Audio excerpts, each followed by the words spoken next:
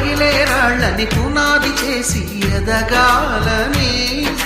తరిమే వాళ్ళని హితులుగా తలచి ముందుకెళ్ళాలని,